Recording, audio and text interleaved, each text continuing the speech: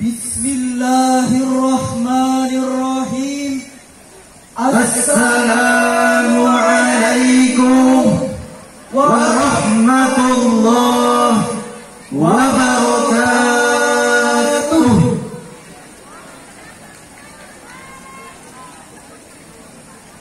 Alhamdulillahi wahdah, wassalatu wassalamu ala man la nabiyya ba'dah.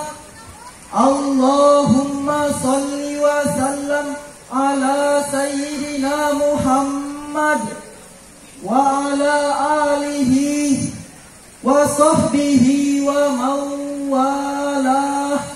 Wala hawla wala quwwata illa billah. Amma ba'd.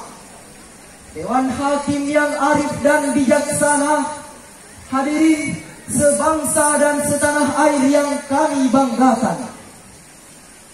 Tutut Husnia, seorang pakar sosial psikologi, dalam bukunya Pengaruh Identitas Etnis dan Golongan, beliau mengatakan, identitas agama merupakan hal yang sangat sentral bagi seluruh masyarakat Indonesia dibandingkan identitas ras, suku, dan nasionalisme.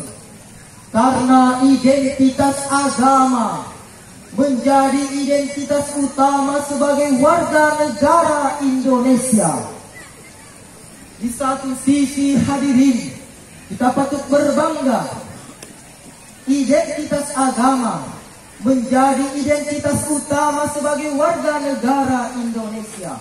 Namun di sisi lain, identitas agama juga dapat memecah belah persatuan. Terbukti oleh adanya intoleransi dalam umat beragama, sampai pelanggaran tempat umat beribadah beragama.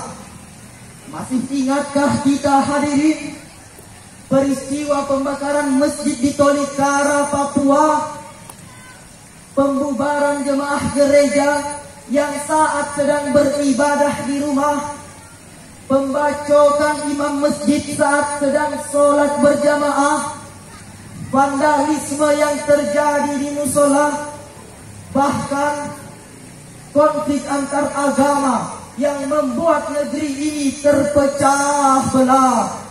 Inikah yang dinamakan negara toleran, yang katanya mengutamakan keberagaman, tapi nyatanya mencoreng persatuan. Betul, hadirin? Betul. Lalu bagaimana konsep Al-Quran dalam menghadapi persoalan tersebut? Maka pada momentum kali ini kami akan membawakan syarahan yang berjudul Moderasi Beragama, Upaya Mewujudkan Islam Rahmatan Lil Alamin, dengan landasan Al-Quran Surah Al-Anbiya ayat 106 sampai 107.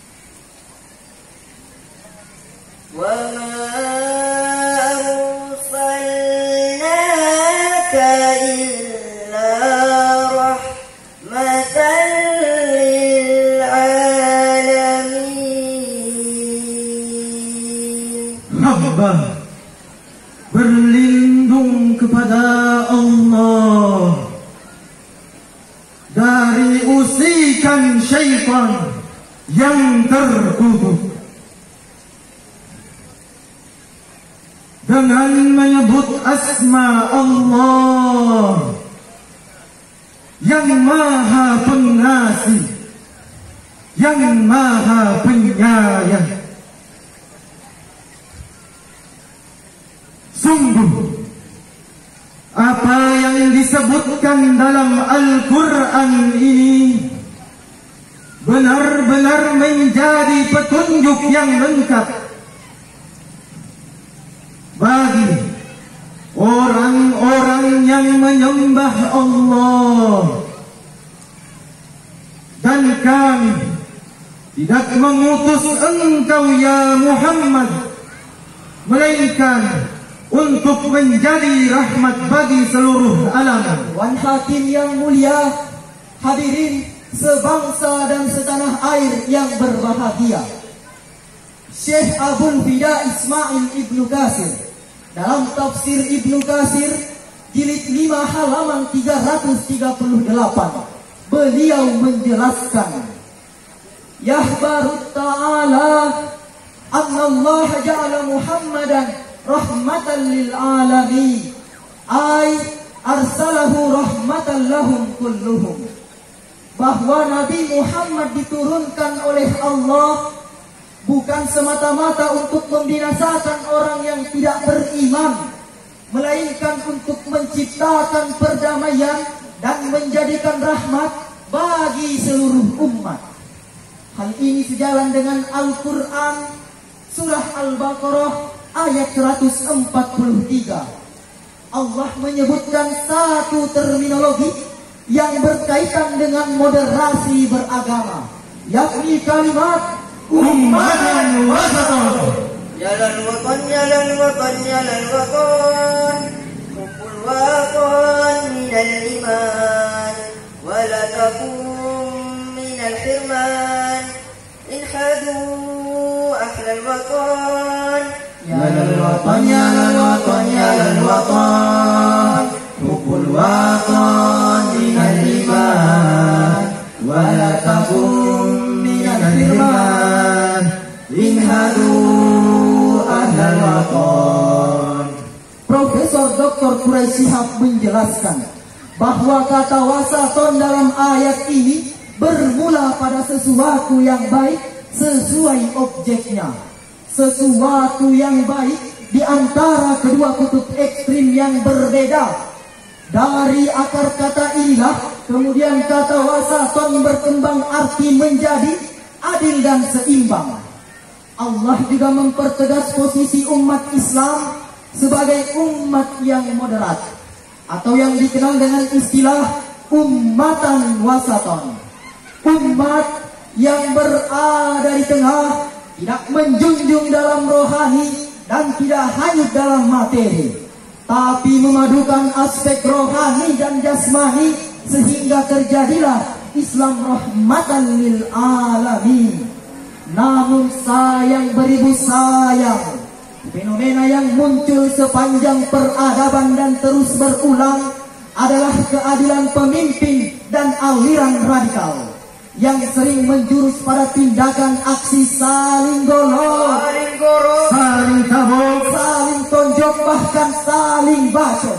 Eksesnya hadirin marak terjadi pertikaian, permusuhan, peperangan yang terjadi antara kelompok yang satu dengan kelompok yang lain, Agama yang satu dengan agama yang lain, suku yang satu dengan suku yang lain, bahkan sampai terjadi pertumpahan darah hingga berlanjut pada pembunuhan satu sama lain.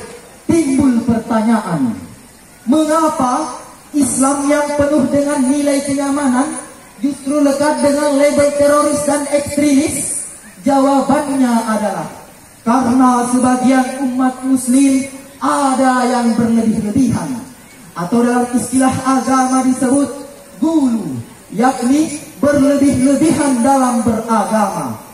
Dari Ibnu Abbas radhiyallahu anhuma yang diriwayatkan oleh An-Nasa'i, Ibnu Majah, Ibnu Huzaimah, Rasulullah sallallahu alaihi wasallam bersabda, Iyyakum wal ghuluwa fid-din, wa innama ahlaka man kana qablakumul ghuluwa fid-din. Jauhkanlah diri kalian dari sikap berlebih-lebihan dalam beragama, karena sesungguhnya sikap gulu ini telah membinasakan orang-orang sebelum kamu. Oleh karena itu hadirin, moderasi beragama harus kita lakukan untuk mengubah wajah Islam yang sebelumnya sering disebut dengan Islam yang fanatis, Islam yang teroris, Islam yang ekstremis, menjadi Islam yang damai, Islam yang aman, Islam yang tenang, serta menjadi rahmatan lil alamin.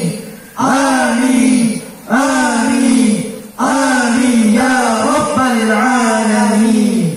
sebagaimana tercermin indah dalam Al-Quran surah Al-An'am ayat 108. ولا تصبوا الذين يدعون من دون الله فيسبوا الله عدوا بغير علم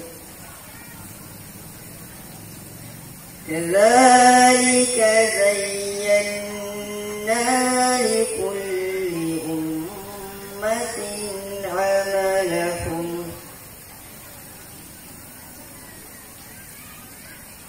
ثم إلى ربهم مرجعهم فينبئهم بما كانوا يعملون صدق الله العظيم. Dan janganlah kamu memaki sesembahan yang mereka sembah, karena mereka akan memaki Allah dengan melampaui tanpa dasar pengetahuan. Demikianlah kami jadikan setiap umat menganggap baik pekerjaan mereka, lalu kepada Tuhan tempat kembali mereka. Lalu Ia akan memberitahukan kepada mereka apa yang mereka kerjakan.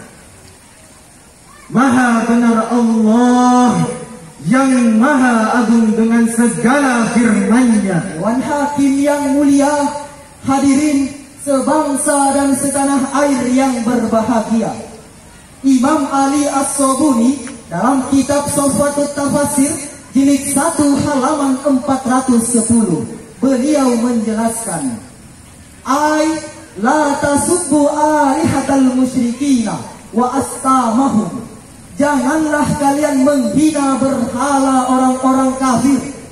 Allah juga memerintahkan kita untuk jangan menghina berhala orang-orang kafir, karena di balik hinaan dan cacian kita akan timbul kerusakan, yakni mereka menghina Allah tanpa dasar ilmu pengetahuan.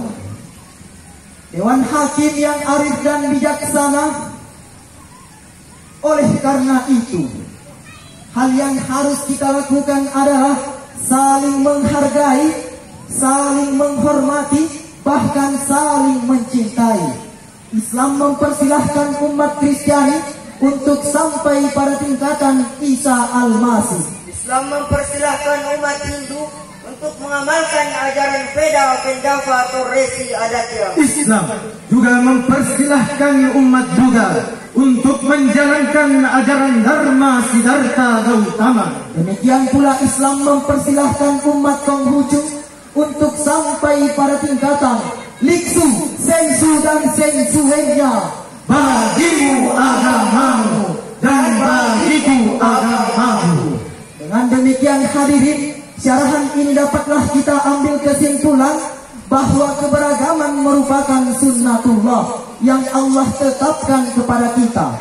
Oleh karena itu, hal yang harus kita lakukan adalah saling menghargai, saling menghormati, bahkan saling mencintai. Untuk sampailah pada semboyan kita, Bhinneka Tunggal Ika, berbeda tetap satu nusa, satu bangsa, satu bahasa, tanah air Indonesia. bersatu kita teguh, bercerai kita runtuh. pergi ke taman memakai sepeda. Sepeda di kayu anak remaja, Meski kita berbeda agama, kita tetaplah Indonesia. Sebelum kami tutup, izinkan kami untuk membawakan sebuah lagu yang dipopulerkan oleh Bung Haji Roma Irama. Bhinneka Tunggal Ika, lambang negara kita Indonesia. Walaupun bermacam-macam aliran, tetapi satu tujuan. Bhinneka Tunggal Ika, lambang negara kita Indonesia. Walaupun bermacam-macam aliran, tetapi satu tujuan. Demikian dan sekian. Wallahul muwafiq ila aqwamit thoriq. Thumma Assalamualaikum warahmatullahi wabarakatuh. Waalaikumsalam warahmatullahi wabarakatuh. Kita beri aplaus yang meriah untuk peserta ST004. Peserta ST004, Ahmad Fauzan Siddiq sebagai tilawah, Fatin Al-Ghifri sebagai pensyarah, Wahyu Daan sebagai sari tilawah.